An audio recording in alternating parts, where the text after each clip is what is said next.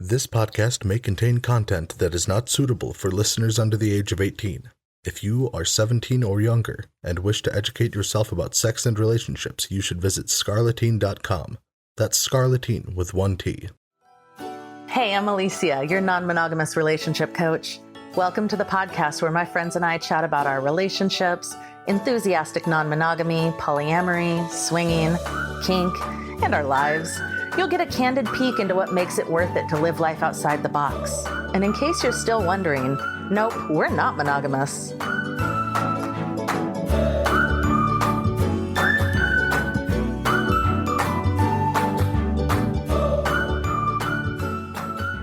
Today, I am talking with the world's most interesting podcast guest.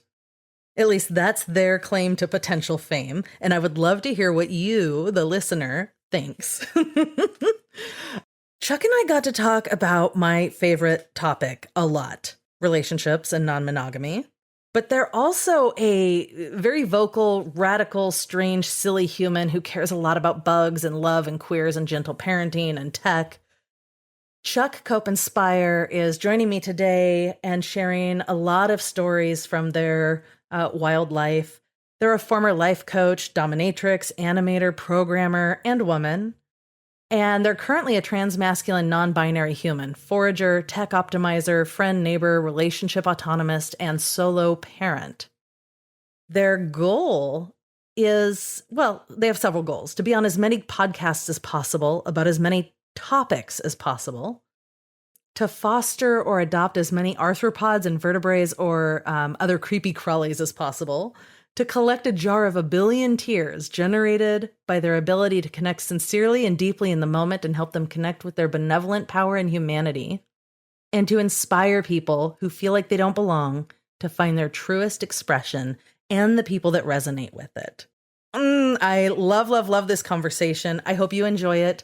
If you do, follow us so you hear all of our episodes, and please write us a review on, like Apple or Spotify or wherever you're listening to the podcast, because this is going to help more people find us, more people hear about alternative relationship styles and relationships that don't fit inside the box, and normalize things so that we can all live better, more wonderful love lives. Enjoy. Hi. Hello. How are you today? I'm pretty good. I'm a little tired. I had a date that went a couple hours later than planned last night. So I've been, kind of recovering from that, but in a good way. So that's what you would consider a date that went well. Yes. Although the date consisted of us watching transition videos and crying, which is... Oh, my heart. We just connected really deeply about our shared experiences and had some great emotional intimacy. They're very new to polyamory, so I'm not trying to rush anything. So we're just kind of still getting to know each other. Oh, I love that. Yeah. That's wonderful. Yeah, she's super sweet. Oh, okay, let me ask you this. Because the whole topic of the podcast is not being monogamous, what does non-monogamy look like for you? What do you mean? What does it mean to me, or how do I practice it? Yes and yes. So I've recently had a breakthrough around what it means for me, which caused a shift in some of my partnerships, which is that to me, it means first and foremost respecting each person as an autonomous individual. And that's a requirement for me now that I'm an autonomy first polyamorist, or we've been toying with phrases like relationship autonomist instead of relationship anarchist. Still working on the label, I guess. But either way, I've identified that for me, it's about, for my partner and I specifically, it's that we respect each other's agency and we trust that we will both do our best to keep each other safe and communicate what the other person needs to know. And that trust that we've built allows us to have that space together. And I love it. It makes me very happy. But in terms of how I practice it, 2 weeks ago, I had 2 partners. Currently, I have 1 partner and a handful of sweeties, which are people who I don't build a life with, but I do date. And that's sort of how I delineate. Partners are people I am building something with. Sweeties are people I love spending time with, doing various activities. And then I also have friends who I occasionally do kink scenes with or cuddle with or have really incredible emotional intimacy and romance, but it's still considered friendship to them because they're not queer or polyamorous or whatever, and we can call it whatever makes sense to them. We just love each other. So I mean, like, I have a whole poem about this, but basically I like to love people in the way that they're most comfortable receiving it. And that is a long-winded way to explain some of the frameworks I live in. Oh, I love that so much. That's so good. A couple of months ago, I had a couple on who also use the phrase relationship autonomists rather than relationship anarchists. Mm-hmm. So it's something we've talked about a lot, and I really, really like it. And in that vein, I wonder, how do you had said that with your partner, you just kind of trust that each of you will communicate the things that need to be communicated and keep each other safe. How do you build that kind of trust in an autonomous way? I think what was helpful for me with my partner, Jared, is that they had already had 2 long-term polyamorous partnerships that were very healthy. So in a way that sort of demonstrated to me there, there was no drama for meeting each other, for spending community time together, like hanging out with my baby, having brunch, like hanging out one-on-one with my metamors, like no weird friction. So that to me spoke volumes about the way that Jared builds safety in relationships. And so that allowed me to lean in a little bit more. But I think I have a person who is not a friend of mine anymore who actually told me friendship is built on kept agreements. And I think that is a really good baseline for any relationship, is that like every time you keep an agreement, you build more trust. And then it's like almost like you don't have to negotiate as much, because as a baseline, you sort of know like, okay, 30 times out of 30, you have done your best to keep me safe. So then if you randomly like hook up with a person, I know that it's not going to be a destructive experience for our relationship, because you've already done that a few times and negotiated it with me ahead of time. And like, now it's sort of like you can flow into that without needing to feel like there's going to be some repercussion, because we've walked through it enough times, sort of with training wheels, that now we can kind of take the training wheels off. Yeah, I love that. I do. I always tell people to look for the positive evidence, Mm-hmm. right? We're really good at finding the evidence that supports like negativity, but looking for the positive evidence and all of the times that things have worked out. And when you can start finding that stuff, it's like, oh, actually, this is a thing that works. Yeah, and I was just giving advice to a friend who, hasn't really practiced polyamory, but has a friend who's sort of suffering right now. And they're like, well, how do you, oh shoot, now I'm losing my train of thought, but it was something about like having a willingness to show up for the hard parts is sort of necessary in polyamory. And if it's like not something you want to be doing, then it's okay if that's not for you. You can also own that, and like that's fine. Yeah. Oh my gosh. Imagine if people did that. If they were just like, yeah, I want to be in a relationship, but like, I don't want to deal with like the hard stuff. And I'm just upfront about that. I mean, for me now, like I have certain boundaries with how attached I'm willing to get to a person who's new to polyamory, because I've had enough people who were new to polyamory date me and 3 other people and then decide to go monogamous with one of those people, or need constant reassurance every day for 6 months until I say like, I love you so much and I want this to work, but I can't assure you any more than I've assured you, and I'm tired, and I need to let this go. It's like very challenging, to be honest, and so challenging for a lot of people to accept that change is like the only constant in our existence. So it's like I dance with change every day. I'm raising a 2-year-old by myself, so I'm no stranger to chaos and change, but it's very hard for a lot of people. I think that we don't live in a static universe. Yeah, the unknown's terrifying. Mm-hmm. Like, and I think it's kind of human nature to want a promise that things will stay exactly as they are in this moment, even if they know it's absolutely a lie. Like there is no possible way, but they're like, I don't care, just tell it to me, even if it's a lie, because I just want to feel comfortable. Yeah. Well, and that came up recently with Jared and I as we're sort of deepening. And what we realized is that you really do choose that person every day. And Jared's on a trip this is the first time we've really been apart in a long time. And so they're on a trip, they're going to be gone for a month.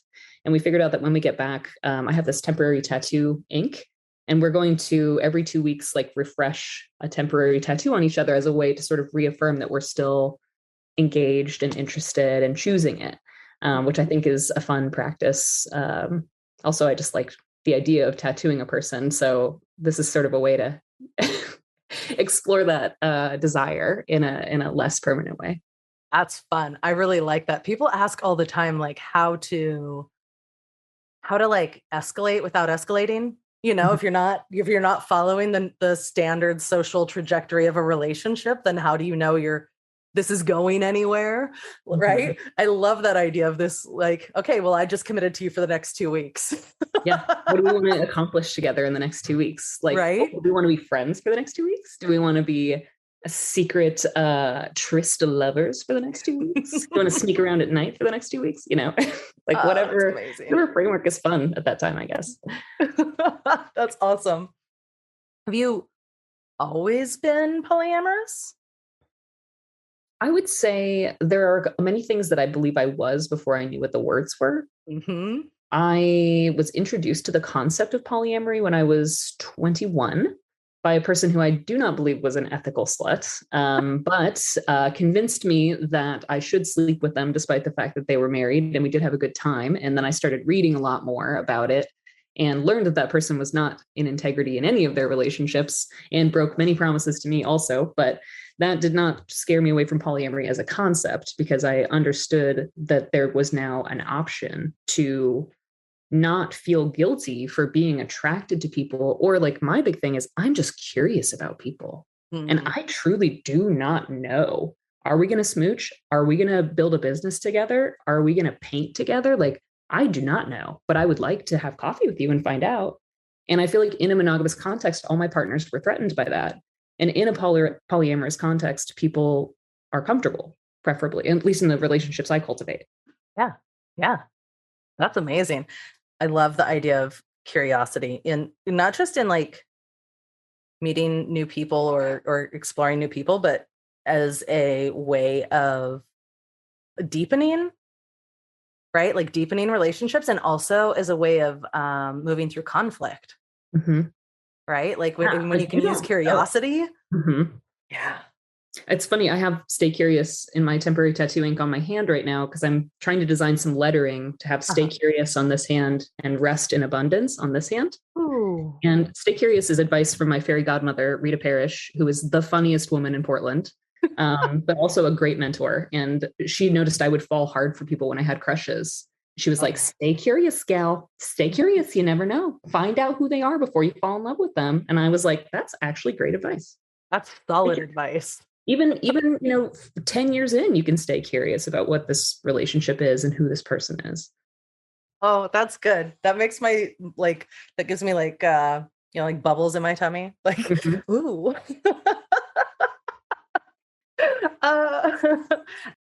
Okay, I am curious. Mm-hmm.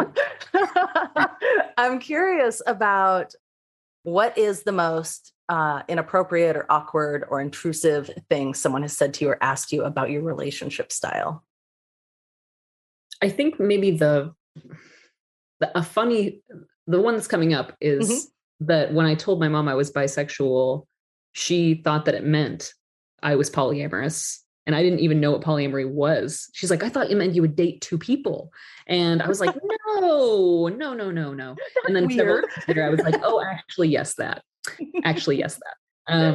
So there's that. But it's like, I think it's like that sort of notion that people are like, well, how do you keep everybody from getting STDs? It's like, oh, you cultivate a community of people that you trust and like as friends. And then you have accountability for the things that you agree to in terms of safety practices. Like, it's not that crazy to just like expect people to be good people that you love or who love the people you love. I mean, obviously there's outliers, but my intuition for those humans is pretty fine-tuned at this point, I would say. Yeah. Ours is quite high to get into our polycule. Yeah, I think that's probably, I work with a lot of couples who are just opening their relationships from monogamy. And that's probably one of the big things is like, we're so on board, but like, what about safety? What do we do? And I'm like, you're not even guaranteed in your monogamous relationship. Like it's not a given. If you're having sex, you're taking risks. Like it's all about taking informed risks, deciding what you're willing to risk. Yeah. What's an acceptable risk that you can live with? Yeah.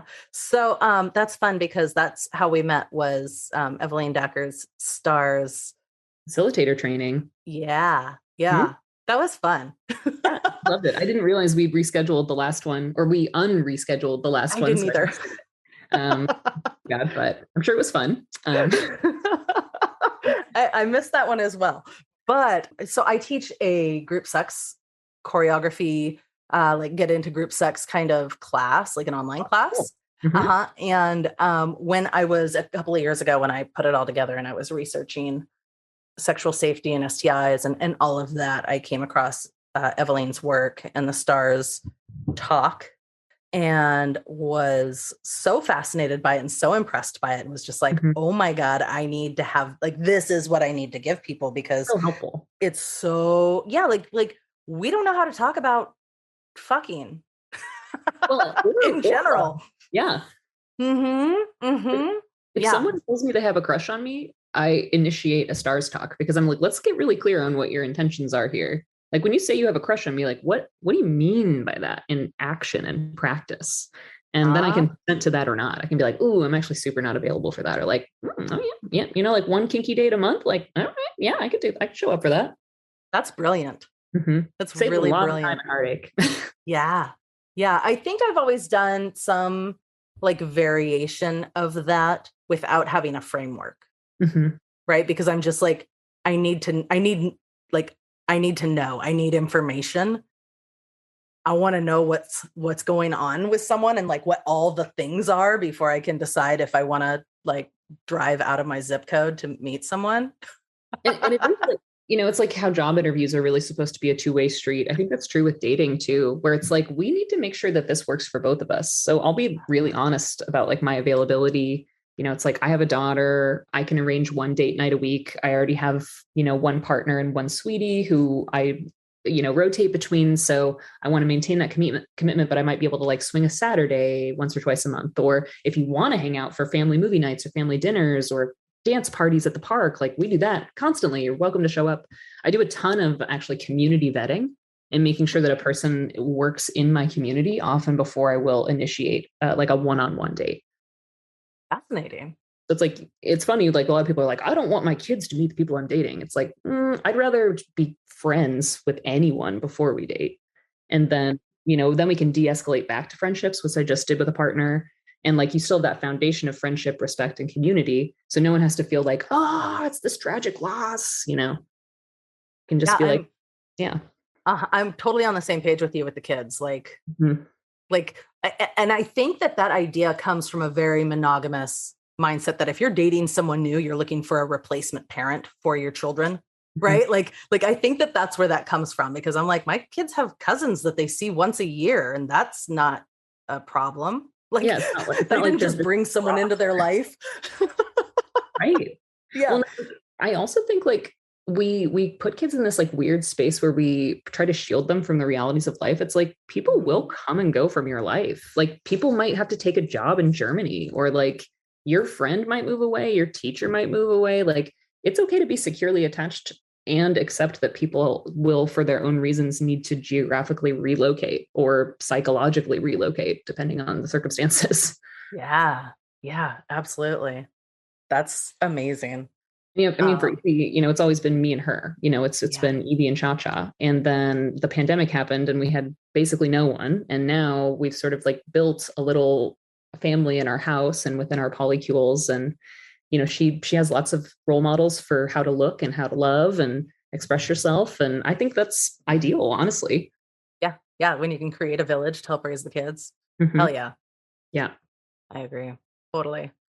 Okay, so you had said you like to bring people into your like community, and that was making me think like somebody listening, what some of them would ask would be like, well, how do you, like, if you're interested in someone, you have a crush on them or you maybe want to date them, and you bring them and introduce them to all of your people, and maybe there's some like, I don't know, chemistry, tension, energy, something sexually charged or emotionally charged or anticipation charged?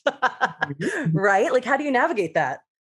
I mean, let's see. I'm thinking of my most recent example. Part of it is that like I have one roommate in particular, but all of my roommates have a lot of comfort with my daughter in that she might even just go hang out with them. Like she might go into their room and be like, "Do you want to look at this with me?"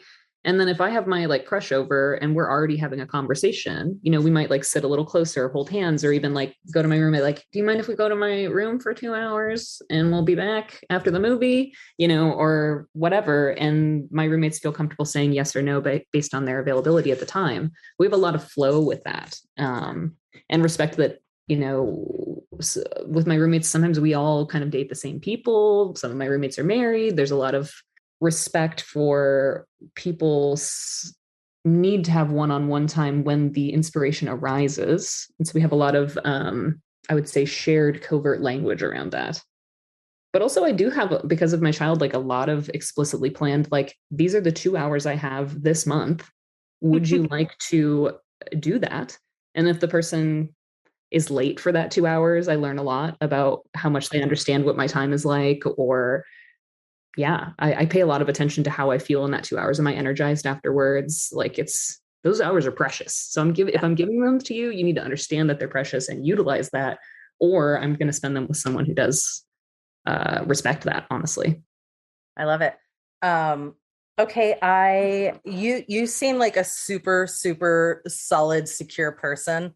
And I don't know, I feel like most people outside looking in look at most polyamorous people and go, "Oh man, you must be so fucking confident and you must be so secure." Mm-hmm. Right? So I'm curious, I want to ask you about jealousy. Mm-hmm. Is jealousy a thing in your life? Yeah, I would say it's so funny. I literally just wrote like 14 paragraphs about this to a friend because they were like, they asked the same question. Have you ever experienced jealousy? Right.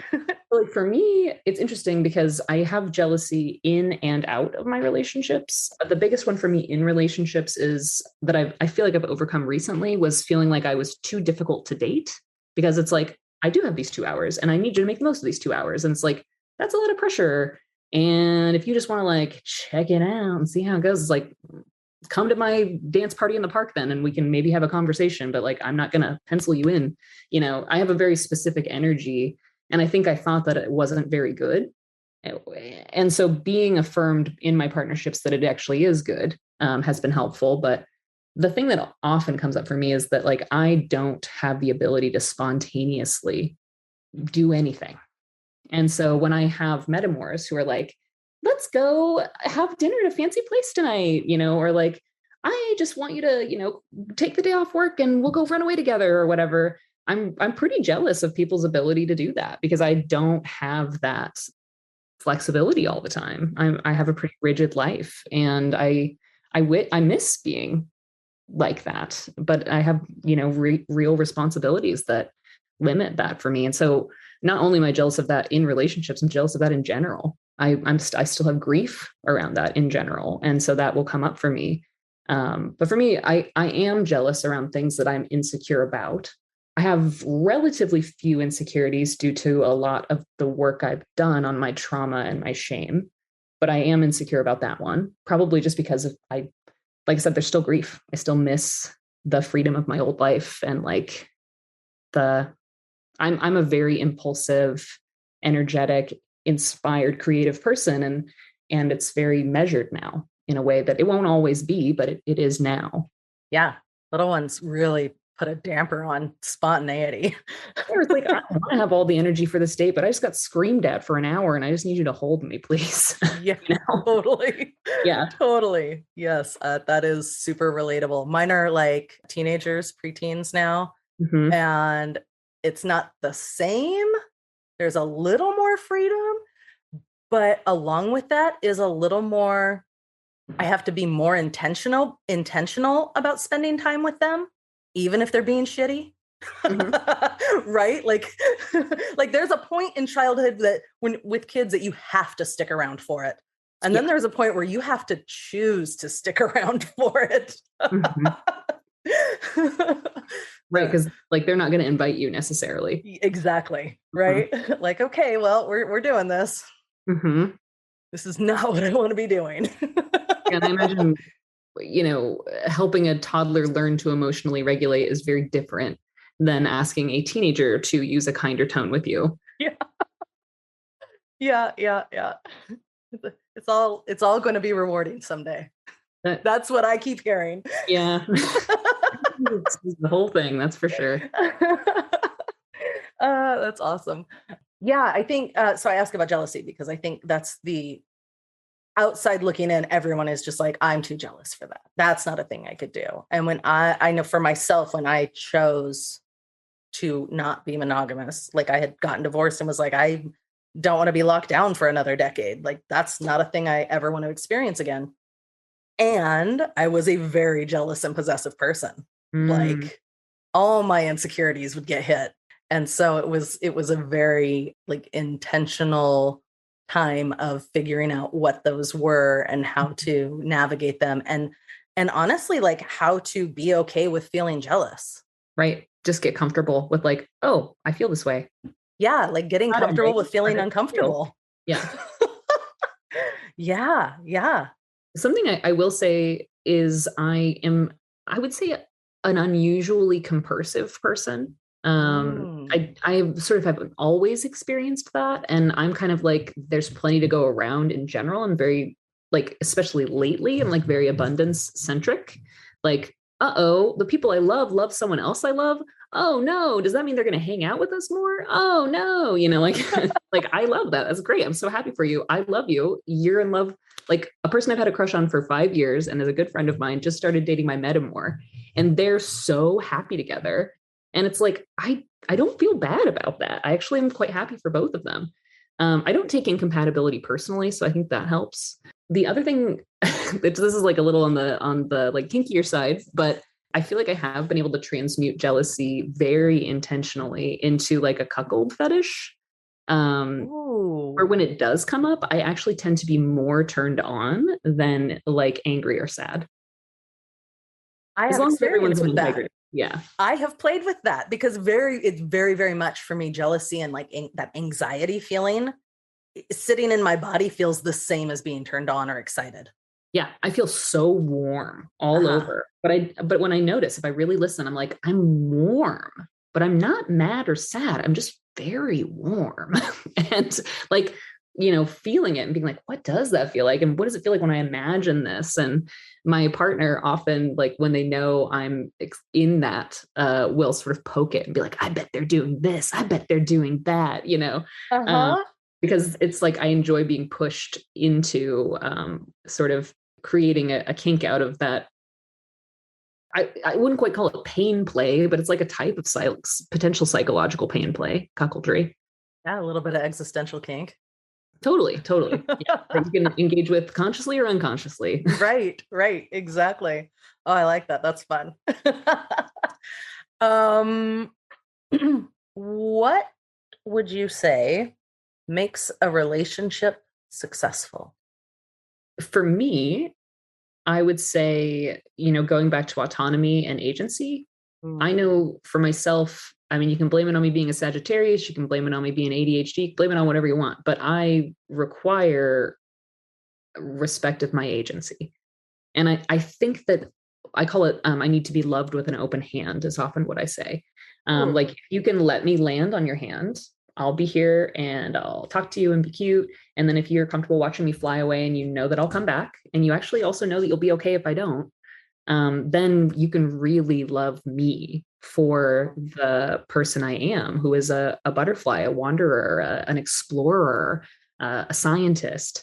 And like, I love to be encouraged in my inclinations of exploration. And if a person, even just a smidge, constricts that, it eventually will sort of just become unsustainable. And we can deal with that at the beginning or 6 months in or whatever. But I just don't I don't feel loved when I am contained. And that's me. Other people are very different and I respect that, but that's just how I like to be loved. Yeah, that's relatable for me and also very inspiring. I like that. I remember when I was a kid and there was a butterfly on the ground and my mom's like, don't touch its wings. Like it won't be able to fly if you touch its wings. And that's what made me think of that. Yeah, exactly. Yeah. Awesome. Do you have a kind of music that you like to listen to when you're on your way to a date? I would say it's one of two moods. If I'm So I do have like a kink universe self who is a bit more cruel and like powerful. So I have the Bad Bitch Energy playlist on Spotify I listen to a lot. If I want to get into that, I'll also listen Nice. to that before like meetings with my CEO or like anything that requires like me to be like fully in my power and grounded in that moment. I like to just have a little bit of pump up energy. But if I'm in like a sweeter mood, honestly, I have this playlist I created called Worship 2022, and it's all like Jason Mraz and like like purely vocal layering, like hippie music, and it's just like Mhm. joyous abundance, gratitude, that kind of stuff. So I'm either in the like, oh, everything's so sweet and wonderful and connected, or I will literally destroy you. Like I have like one of two modes. I feel like those are two solid places to be. Mhm. That's wonderful. One of my partners was on a date with someone else who podcasts, and that was a question that they had asked. And I was just like, oh my God, I need to ask everyone that. Mhm. I want to know what kind of music people listen to when they go on dates. That's amazing. Yeah, it's interesting. Yeah, because I feel like yeah, it comes and goes for me. I'm often in the abundance space, but sometimes I do need to call on kind of like the destroyer in me, like that sort of Kali energy, which is yeah, I enjoy embodying sometimes. Yeah. I think maybe it's that I like to feel a little dangerous, even though so like that's part of like the hand tattoos. I'm planning to get a spider tattoo on my neck. Like I want to look objectively terrifying. I want you to be scared. But then when you get to know me, I want you to feel as safe as you've ever felt in your entire life. I don't know why, Mm-hmm. but that's the thing that I am. Uh-huh. That is coming through. Yeah, I am a Scorpio rising. I get the intimidating thing a lot. Libra moon though. I just want everyone to be okay. Yeah, just a little balance. Hmm. That's fun. I love that. I one of my partners, his favorite music. I'm having an earphone issue. It got caught in my boob. Um, his favorite genre of music is anything that sounds really upbeat and happy, Oh but is yeah. actually super emo. Mhm. I like to write like that. Yeah. Because what I find if I like so when I write a song that is structured where it's a happy melody and sad lyrics, it is both acknowledging the sad, kind of playing or making fun of it.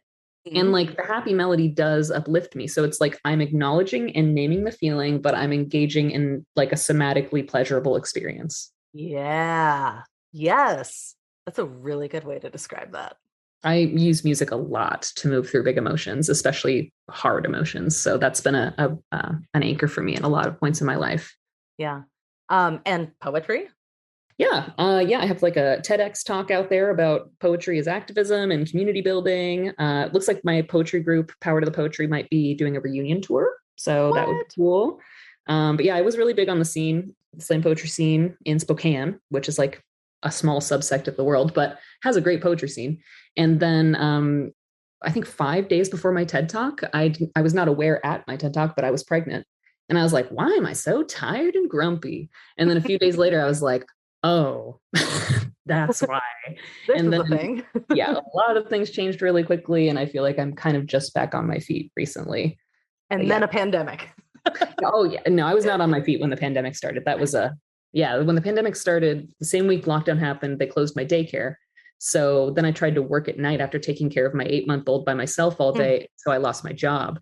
And then the apartment above mine flooded and ruined my apartment. And so we were constructively evicted because they didn't know when they could fix it. So I became homeless, unemployed, and without childcare or community in a matter of a few days after surviving a horribly traumatic pregnancy, physically traumatic childbirth that required 8 weeks on my back afterwards, the loss of my left arm for 3 months when she was 5 months old. I've been through hell and back. So if I seem secure and confident, it's because I fucking earned it. Yeah, like, you did. like when I'm still here today, I like all of the weakness in me has been burned off. And this is like what's left, honestly.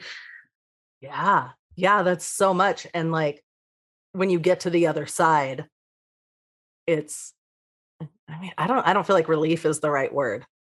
It's just a you can't fuck with me. It's like you literally Yeah. couldn't do anything to me that like I've been in cults, I've been houseless, I've been assaulted. Like, what can you do to me that hasn't been done that I didn't already survive at this point? I'm only 32. It's like there's still plenty of things I'm sure life could throw at me, but I've definitely the curiosity has led me to some interesting trials. I will say that.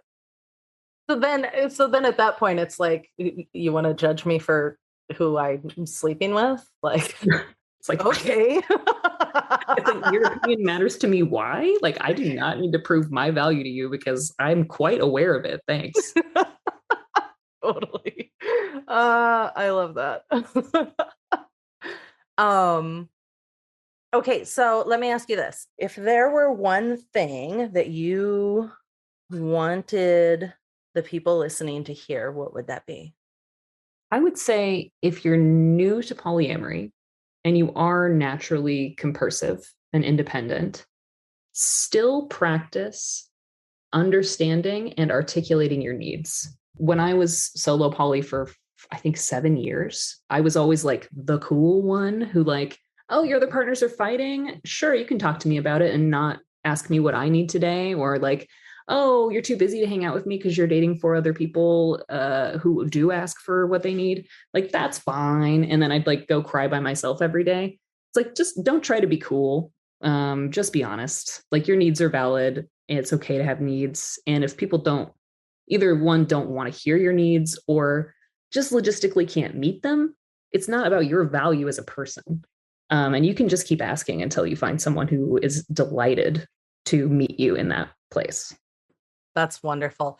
I think a lot of times we're talking from, in my line of work, like working with people who are opening up or who are just having challenges with that. We're talking from the other side, right? Like the person who is struggling is the one I'm talking to, Right. and the one I'm giving advice to.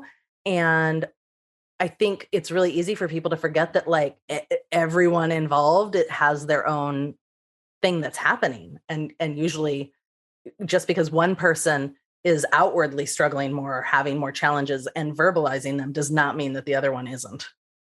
Well, yeah. And the other thing I'll say, and this is something I've learned over maybe the last year and a half, is that it's okay to like feel something in your body and investigate what's there.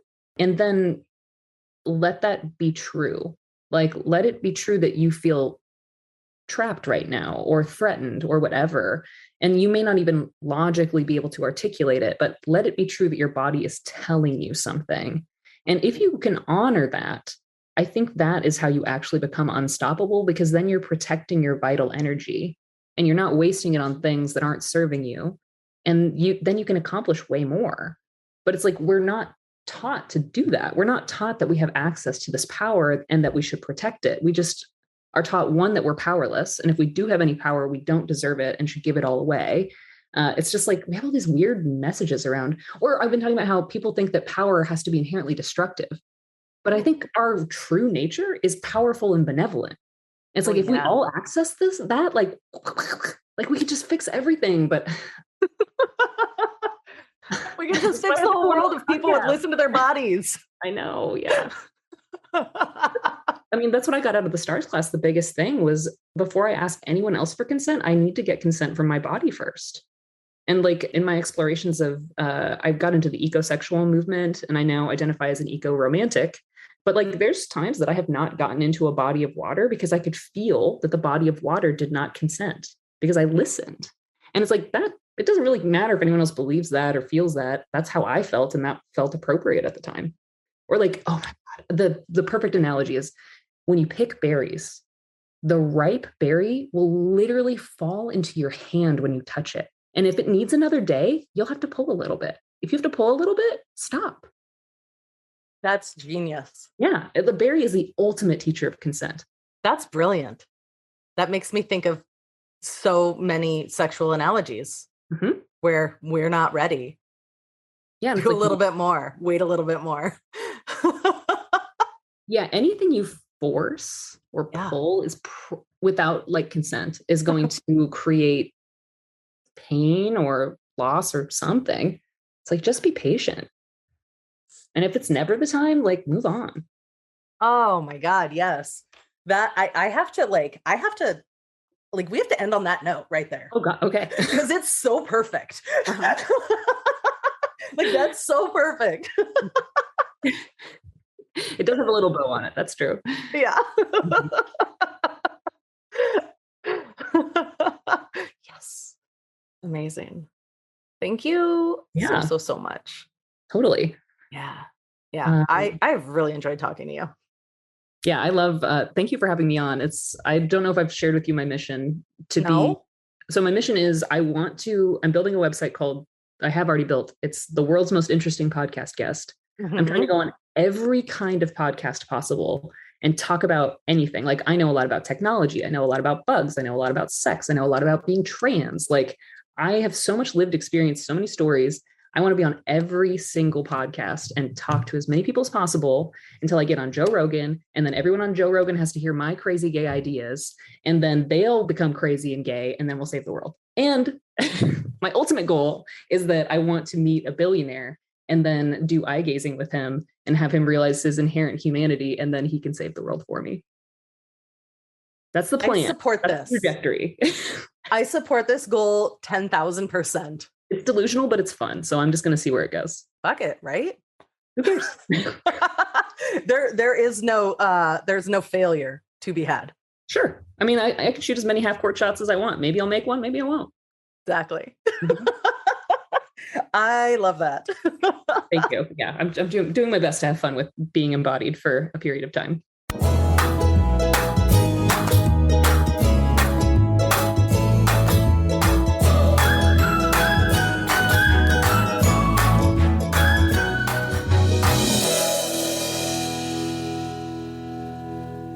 Thank you so much for listening today. It would mean the world to me personally and would help us keep this little podcast going if you would subscribe, leave a review, or share this episode with your friends. For more personalized support with your own relationships, we can work together on a one-to-one basis. Just visit my website at aliciapayne.com and schedule a free call to chat about life, the universe, and your relationships. Bye.